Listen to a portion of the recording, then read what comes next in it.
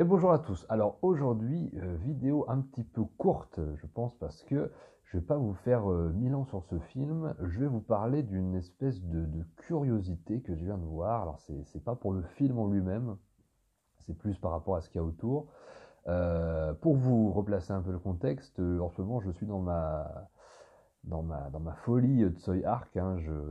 Comme je vous l'ai dit pendant la dernière vidéo, voilà, je vous prépare une assez grosse vidéo sur Tsui Hark. Enfin, j'essaye en tout cas, donc je révise pas mal de trucs sur les HK Magazine, les vidéos que je peux voir sur Internet, les films que je revois, etc. Et je revois pas les films forcément les meilleurs, parce que les meilleurs, je les ai plutôt en tête. Non, j'essaie vraiment de revoir les petits films oubliés, méconnus, ou les gros trucs un peu mauvais qu'il a pu faire. Il y en a très peu, mais voilà, les trucs un peu obscurs qu'il a pu réaliser ou produire.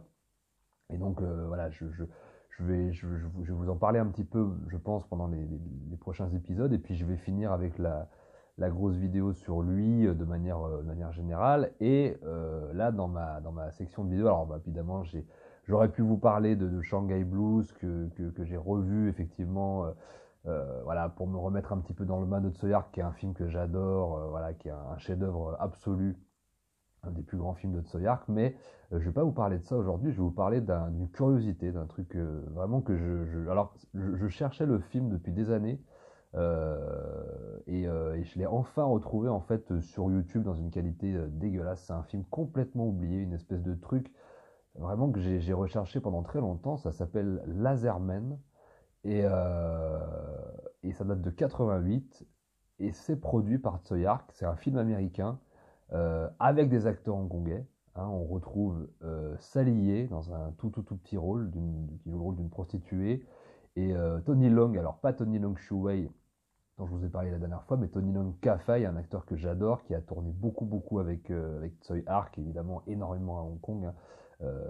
Il est principalement connu chez nous pour avoir fait L'Amant de Jean-Jacques Hano, voilà, pour resituer un petit peu pour le grand public, mais il a fait des tonnes de chefs-d'œuvre à Hong Kong, et même très récemment, il a tourné avec Tsui Hark dans La bataille de la montagne du Tigre, dans le rôle du méchant, donc acteur formidable, qui peut à la fois jouer des rôles sérieux, qui peut aussi jouer des rôles totalement comiques, où il fait le con pendant tout le film, etc. Donc voilà, un acteur très intéressant, un acteur que j'aime beaucoup, qui est très beau, mais à la fois très drôle, très bon dans le jeu d'acteur, etc.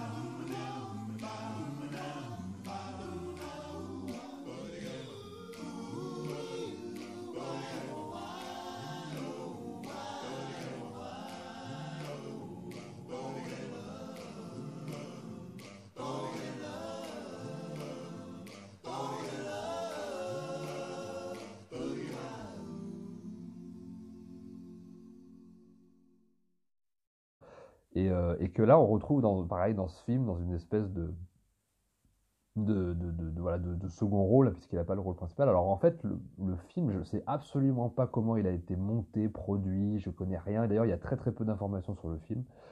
Je l'ai vu parce que c'est un des rares films produits par Tsui Hark que j'avais pas vu, que j'ai recherché pendant longtemps. Je me rappelle que je l'avais recherché même à Hong Kong, mais apparemment, il est même jamais sorti à Hong Kong en fait. C'est un film américain produit ou coproduit par la Film Workshop et par Tsui Hark, qui ressemble en fait plus à un téléfilm, hein, pour dire la vérité.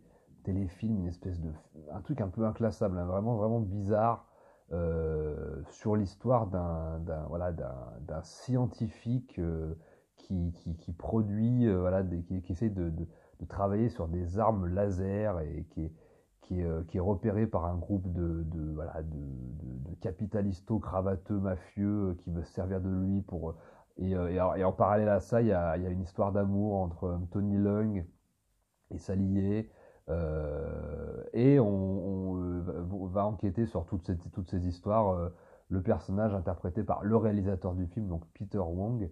Peter Wong, acteur que je connais absolument pas, que j'ai vu comme tout le monde dans le Syndicat du Crime 2. Il joue le rôle du prêtre ancien mafieux, voilà, qui, euh, qui prend Dean Sheik sous son aile dans le Syndicat du Crime 2, mais je l'ai vraiment vu que là-dedans. 哇！你呢個百厭妹啊，啊！啊，洗下對手先啦。十幾年嘅紋身甩唔到㗎啦，好多正常嘅教友見到都唔敢嚟。J'ai l'impression, alors pareil, encore une fois, c'est de la spéculation ce que je dis, mais j'ai l'impression que le film ayant été tourné en 88, avec donc ce Peter Wong qui joue dans le Syndicat du Crime 2, peut-être qu'ils ont tourné le film en parallèle du Syndicat du Crime 2 au moment où ils étaient aux États-Unis, parce qu'il y a eu évidemment un tournage aux États-Unis pour le Syndicat du Crime 2, mais je vois vraiment pas dans quelles circonstances ça a été fait. Au final, le film est vraiment pas terrible. Ça ressemble, comme je vous l'ai dit, beaucoup à un téléfilm, mais il y a des séquences par moments complètement what the fuck, il y a des trucs complètement ouf. On sent qu'ils ont essayé alors, il y a une espèce de message, encore une fois, très chinois sur la tradition, la modernité. Alors, le rôle de Peter Wong, le rôle du commissaire, mais qui a l'air aussi d'être le père du héros. Lui, dès le début du film, il prétend qu'il est le garant de la tradition chinoise, que c'est même l'ancêtre enfin le descendant, pardon, du détective Di, et qu'il va continuer à faire perdurer l'esprit chinois. Enfin, il y a des trucs comme ça, et puis son fils, lui, a complètement embrassé la modernité en fabriquant des armes laser dans son garage, en tuant son assistant par accident. Enfin, en s'occupant de son fils, alors à la fois il va s'occuper de son fils et il va aussi rencontrer une femme, une occidentale qui, elle, embrasse la philosophie asiatique. Enfin, ça part dans tous les sens, hein. J'arrive pas du tout à résumer le film, hein. C'est absolument n'importe quoi.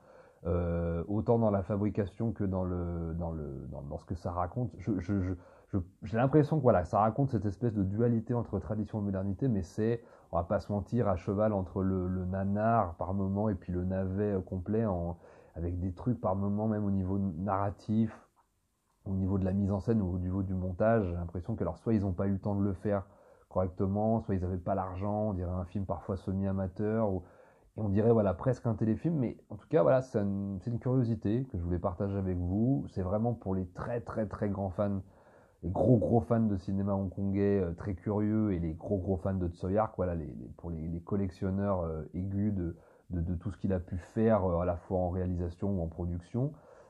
Moi personnellement, je suis un fan de Tsui Hark.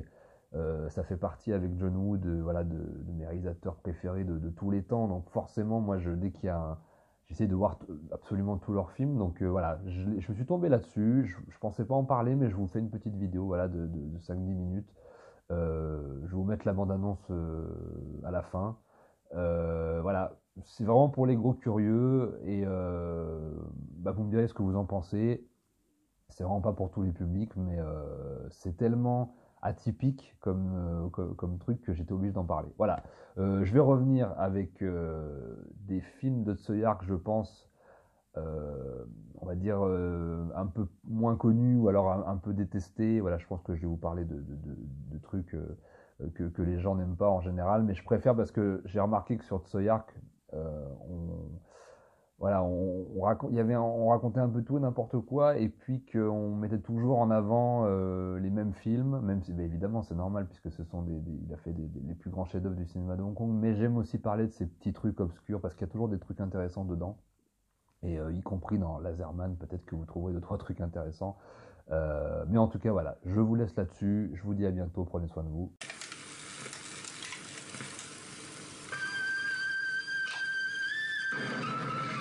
From the director of A Great Wall, in the tradition of Columbo.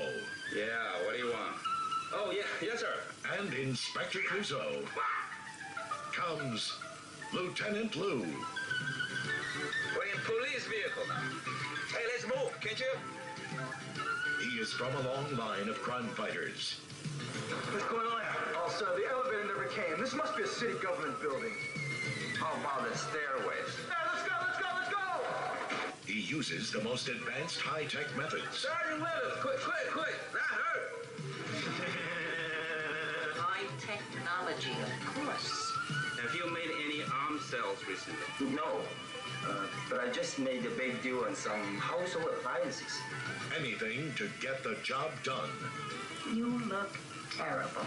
Don't you realize that excessive MSG diminishes a man's potency? Now, he's faced with his toughest case. The Laser Man.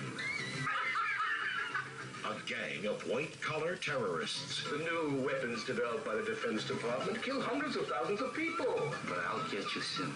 When I do, I'll get you good. Boy, we're being bugged. Bugged?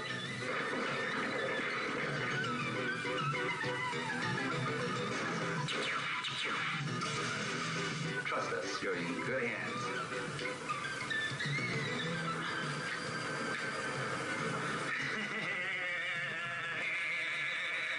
The Laser Man.